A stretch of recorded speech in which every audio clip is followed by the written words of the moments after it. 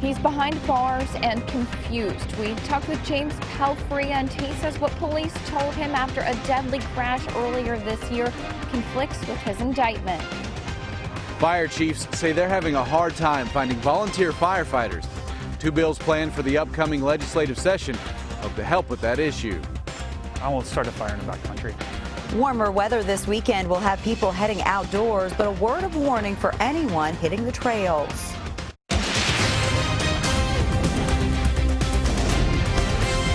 This is WKYT News at 6. Good evening. He says he is sorry every day. Tonight, we have learned that a grand jury has indicted an 84-year-old man for a deadly crash in Clark County. That crash happened in June. Police say James Pelfrey's car hit two other cars on the Winchester bypass at the red light at Colby Road. Two women died in that wreck. WKYT's Caitlin Sentner talked to Pelfrey from jail today in our top story at 6. First witnesses said there was drag racing. I know it was involved in a terrible accident. Then police said it was an elderly man that crashed. The police said it's just an accident. It just things happen. It's been months since the deadly crash in Clark County, and James Pelfrey hadn't heard anything until this week. I had service papers served on me. The 84-year-old was shocked when he was served papers and charged with second-degree manslaughter. It's a lot of trauma. It's really trauma. All the service, I was a squad leader in the Army, didn't bother me as bad as this.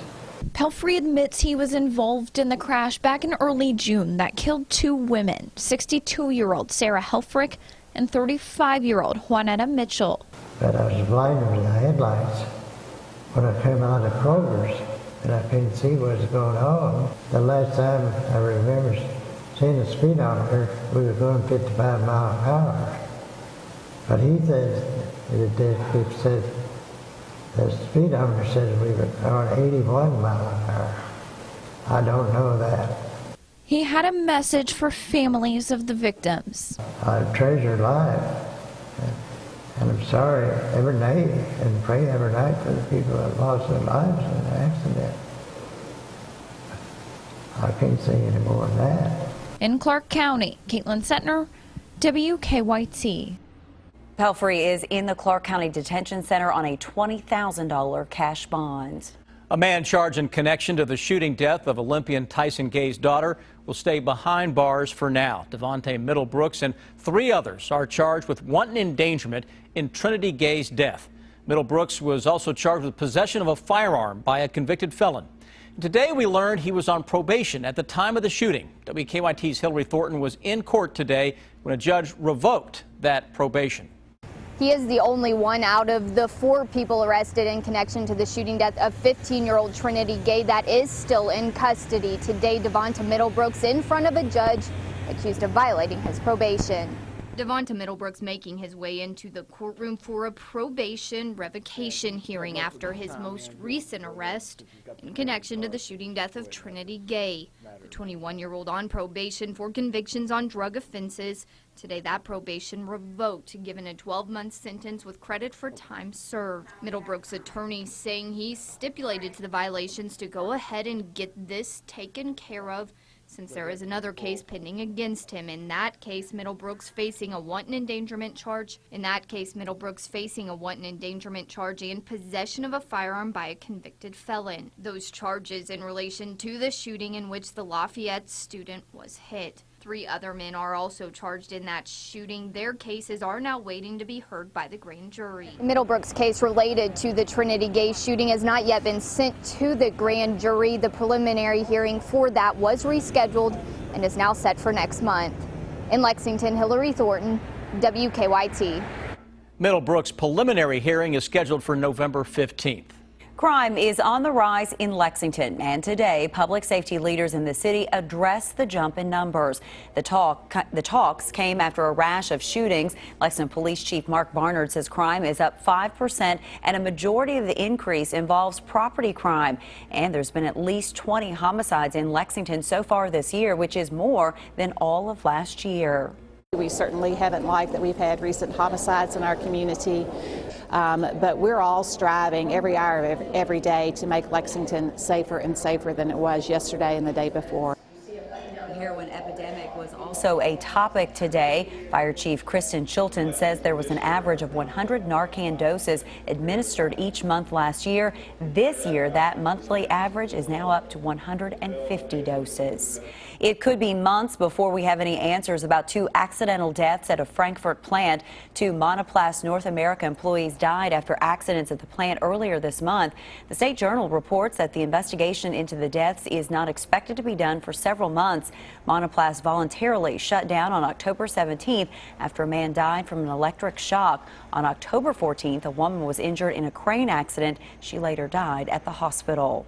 New tonight, the governor has released 13 pages of emails relating to a road project in Jessamine County.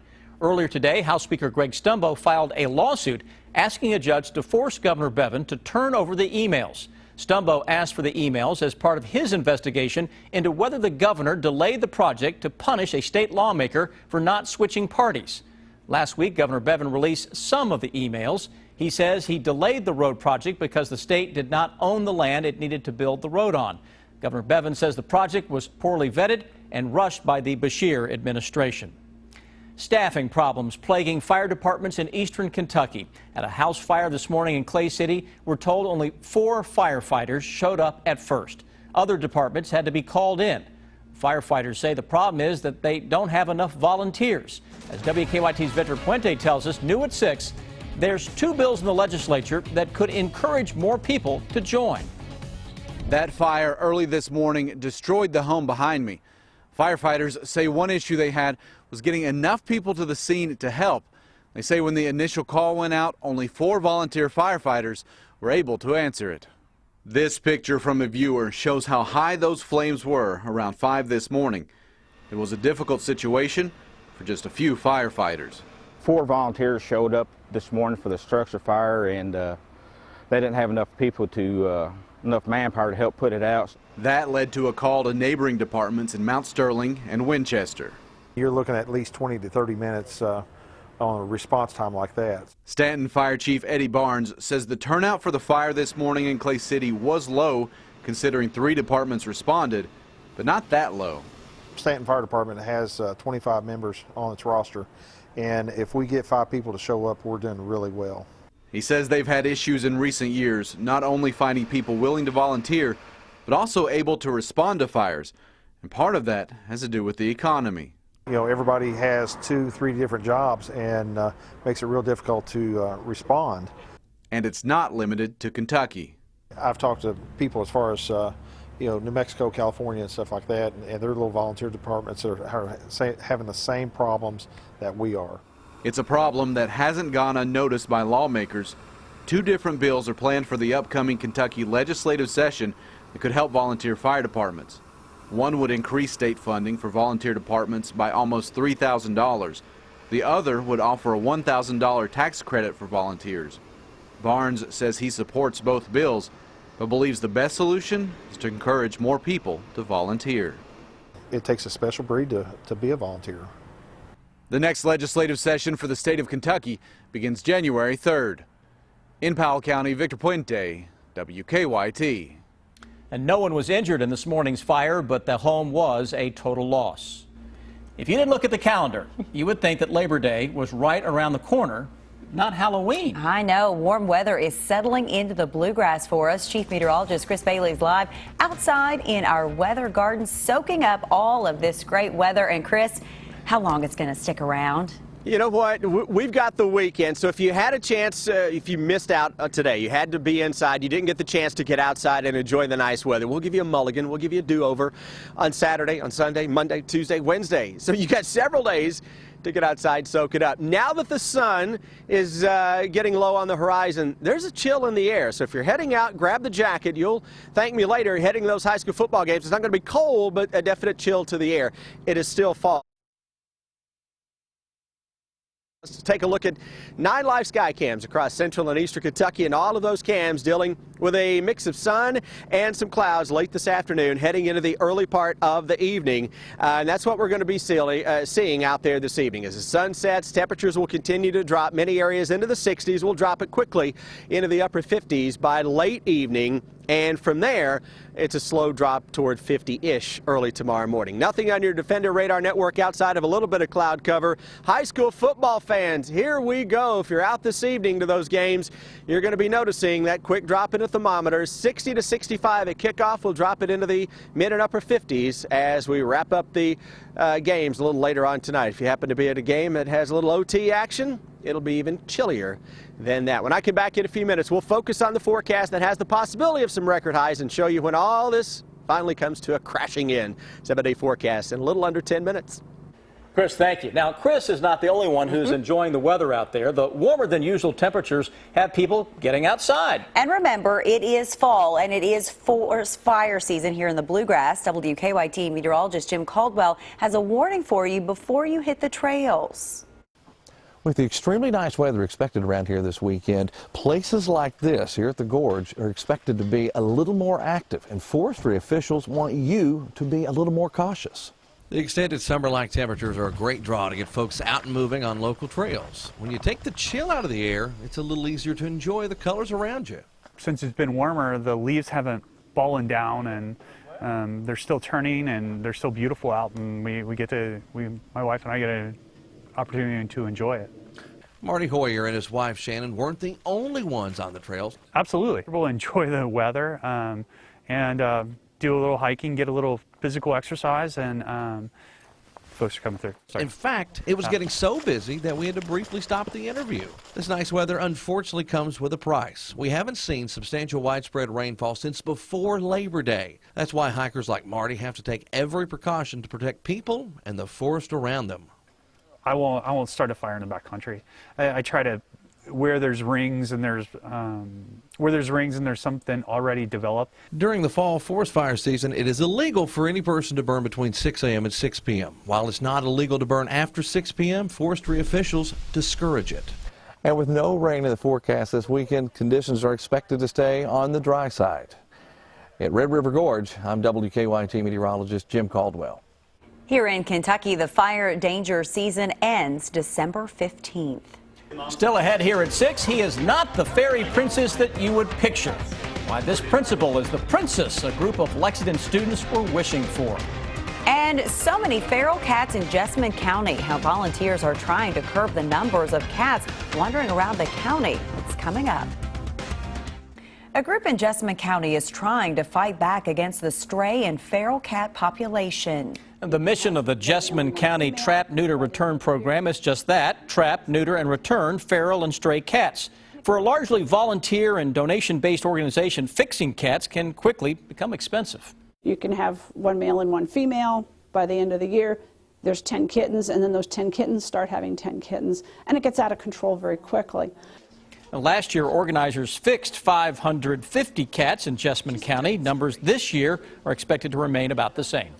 He was a princess for a day, but not by choice. Students at Crawford Middle School in Lexington were reading the book, A Long Walk to Water. That book inspired students to raise $1,000 to buy a water well to put in the Sudan. And when Principal Mike Jones found out, he gave them a little extra incentive. I told the kids if they could raise the money that I would do something funny. And so I guess this is where we are. I'm dressed up as a fairy today. There you have it. The students met their goal. They raised about $1,300. They're still fundraising. They have a new goal of $2,000. Now, your hour-by-hour forecast with Chief Meteorologist Chris Bailey. Sun is slowly setting on an absolutely gorgeous Friday in the Bluegrass State. Weekend is underway, Halloween weekend. And now that the sun is setting, we're getting in on a little chill that is in the air. So plan on a quick drop in thermometers over the next hour or so with so much dry air that is in place. Nice little sky out here, too, with some high clouds beginning to stream on in. We're here live in the WKYT Weather Garden. Fall colors still hanging on, at least in a few of the trees that are out here, though a lot of leaves are on the ground. We'll have some raking to do this weekend. Winds not too bad right now across the entire area, getting in on a typical 5-10 mile per hour breeze. But as we go through the weekend, now we're going to start to see those gusts really beginning to ramp up a bit. As we go into our Saturday and our Sunday, watch our timeline here. At times, those gusts may reach 25 miles an hour. Wouldn't be surprised if we don't get a local 30 mile per hour gust on a strong southwesterly flow that is settling in both today and into Sunday. Now, that flow on Sunday, by the way, may be just ahead of a cold front that is off to our north. That front never will clear the bluegrass state, just kind of teasing us to the north. Defender radar network, some high clouds that are out there across the region, but no precipitation, nothing to worry about if you're heading out and about this evening to a high school football game, a night out on the town, whatever it may be. Hour by hour forecast. Let's roll through the weekend. And you may want to just bottle this hour-by-hour forecast up. Maybe record it, play it on a loop this winter when it's cold and snowy outside. Temperatures tonight dropping into the 50s. We'll be into the 70s. Upper 70s, may hit 80 at some point on Saturday afternoon with a partly to mostly sunny sky. Tomorrow night and into our Sunday. Now we start to see a little changes blowing into the area, with the possibility of some clouds on Sunday. Notice the numbers across the north and northeast are down a little bit compared to Saturday. And you can even see a stray shower or two trying to get south of the Ohio River, but it's going to be like pulling teeth to get a lot of rain south of the Ohio, Kentucky, West Virginia area. As we go for the weekend into early next week, here's the pattern. Why are we going to be so darn warm? High pressure anchoring itself across the southeastern part of the country. That is a very warm flow that is coming in behind that bad boy.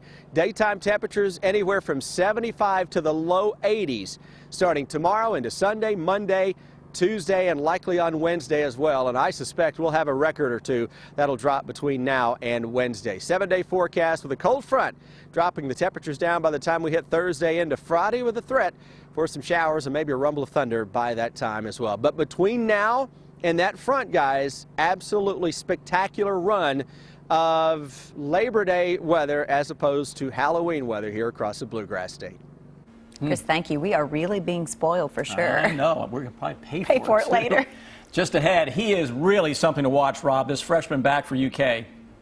Well, hard to believe that Benny Snell is just a freshman. His quarterback and his coach talk about him. And UK coach Matthew Mitchell was in need of players during the offseason. Well, a walk-on came along at the right time. That story's next on WKYT.